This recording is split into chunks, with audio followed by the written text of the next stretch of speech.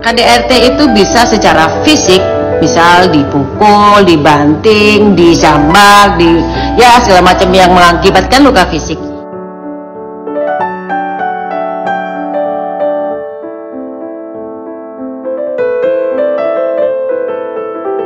Halo, assalamualaikum. Apa kabar, sahabat Fajar Populer semua? Selamat berjumpa kembali.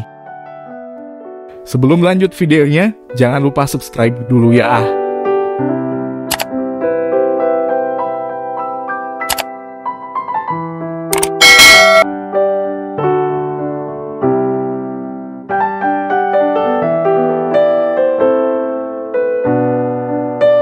KDRT atau kekerasan dalam rumah tangga bisa terjadi ketika salah satu pasangan dalam suatu hubungan merasakan dorongan untuk mendominasi atau mengendalikan pasangannya.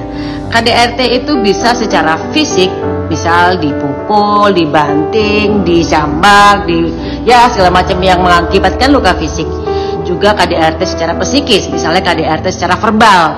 Misal pasangan bilang kepada perempuannya, "Bego lu, gitu aja nggak bisa, kamu bisanya apa sih?" Itu verbal.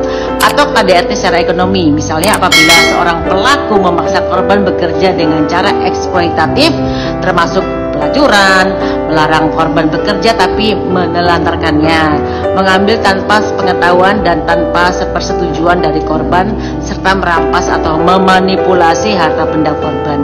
Dan terakhir adalah KDRT secara seksual, yaitu pemaksaan hubungan seksual yang dengan cara yang tidak disukai, dan juga pemaksaan seksual menyuruh pasangan berbuat tidak senonoh dengan orang lain. Tapi yang paling gampang dibuktikan ketika kita melaporkan ke polisi adalah kekerasan secara fisik, karena lukanya kelihatan. Nah, kalau kaum wanita yang terkena KDRT, kekerasan dalam rumah tangga, jangan segan untuk meminta bantuan kepada teman, tetangga, atau siapapun yang bisa menolong kamu. Jangan lupa kumpulkan bukti sebanyak-banyaknya, karena ini penting banget.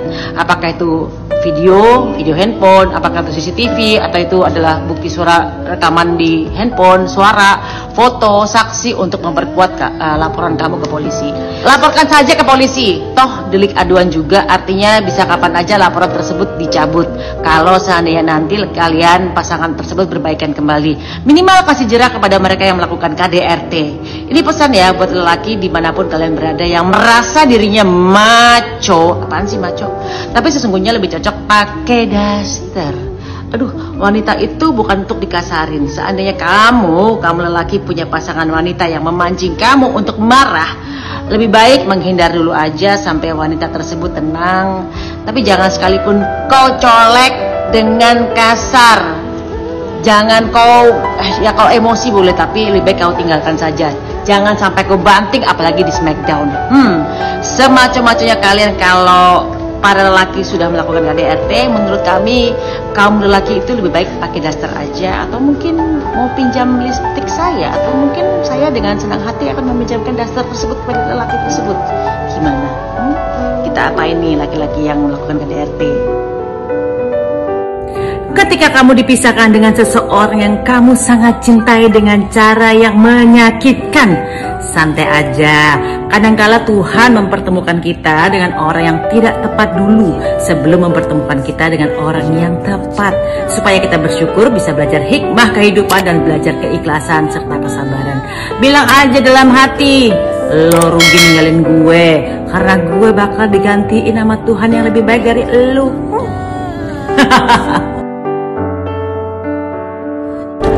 Nah, apa yang memantapkan peristiwa-peristiwa apa yang memantapkan akhirnya Mbak Anggi saya juga deh karena capek kuat juga gitu kan, mungkin perjalanan hidupnya pernikahan ini ternyata yang dipikirkan orang aman-aman aja ternyata tidak aman gitu, tidak harmonis ternyata gitu. Iya ya, karena saya pikir ya banyak sekali ya yang saya alami ya sama dia. Ya selain juga dia juga kasar ya, agak kasar ya kalau misalnya dia marah itu. Dulu dia sering banding pintu terus ditonjokin terus ya gitu. dari dulu dia selalu mengancam. Pas saya bilang udah kamu pergi dari sini, karena saya sebelumnya nikah secara agama ya, saya pikir gitu kan. Ya udahlah, saya pikir gitu kan. Terus dia tuh selalu saya bilang ya udah kalau kamu aja kamu pergi aja, nggak apa-apa. Dia selalu nangis. Enggak, saya kamu usir saya, kamu tegas. Dia mau bunuh diri, dia pergi ke dekat jendela kamar. Saya sampai bilang ya udah kamu uring-uringan gitu. Saya bilang ya saya sabar-sabar kan, saya juga capek, kerja juga capek, sampai kayak gitu capek banget gitu loh. Ya, Jadi yang ngancam untuk pisah tuh Mbak Anggi atau Mas Ferry? Oke. Saya selalu bilang minta pisah sama dia. Karena itulah kan, maksudnya benar-benar kayak anak kecil banget gitu. Apa-apa cemburu, apa-apa marah gitu kan. Setiap apa minta diladenin, apa gitu, capek ya. Karena saya kerjanya benar-benar kerja, saya punya kantor sendiri, punya anak buah juga. Kadang-kadang saya bisa pergi kantor sampai rumah begitu.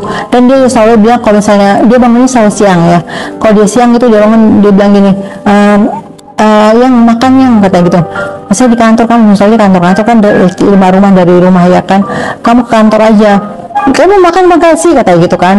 Nah, oh iya nanti dia saya bilang gitu kan.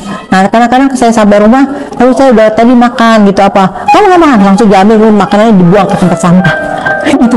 Kadang-kadang saya sedih juga, kok gitu banget gitu kan, makanya itu nggak dimakan, kamu nggak mau nih, saya udah beli itu ya Mbak. Ada nggak misalnya pengancaman misalnya kan Mbak Anggi kan bilang udah kita bisa aja, karena mungkin ada perlakuan dari suami yang misalnya mungkin ngancem bukan hanya sekedar ngancem kata-kata, tapi benar-benar ngancem pakai mungkin senjata, mungkin pakai. Ada sih, dia kan punya besok ke Swiss Army itu kan, ditaruh di leher saya, kita mati bareng sekarang ya, sering begitu. Ya nggak tahu ya, saya pikir itu membuat Mbak Anggi akhirnya bilang kita bisa aja gitu. Iya, saya bilang kita bisa, karena saya pikir hati saya jadi nggak tenang gitu kan.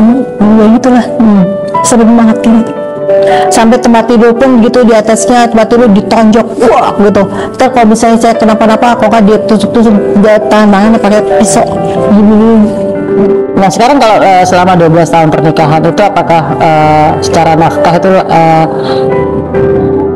terpenuhi gitu loh, atau misalnya Mbak Anggi merasa bahwa mungkin secara nafkah banyak saya gitu dibanding dia, atau misalnya banyakkan suami kasih nafkah gitu? Saya sih sebenarnya untuk nafkah.